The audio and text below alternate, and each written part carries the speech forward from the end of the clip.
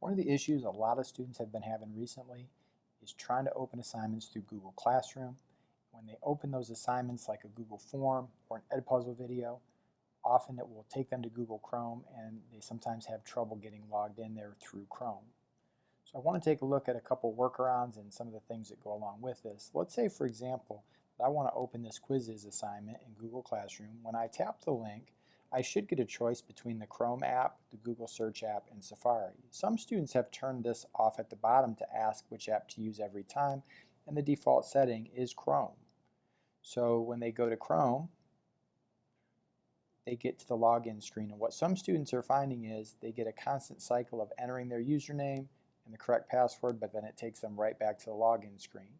So if they run into that problem, the fastest way to get around that is to instead go to Safari and open it in Safari. Safari almost always will allow the student to log in without a problem.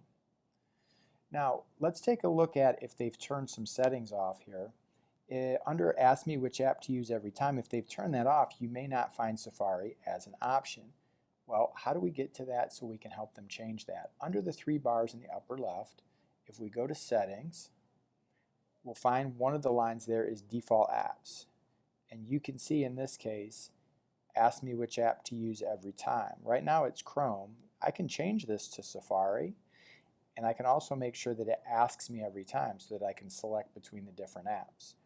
It would probably work just as well to turn off Ask Me Every Time and have that link shift over to Safari, but some students do prefer Google Chrome. So if they do have it set on Chrome, just make sure Ask Me Which One to Use Every Time is turned on, because that way when they follow that link, they're going to at least get the choice, and if Chrome doesn't work properly for them without wasting a lot of time, they can go to Safari and it will almost always work there.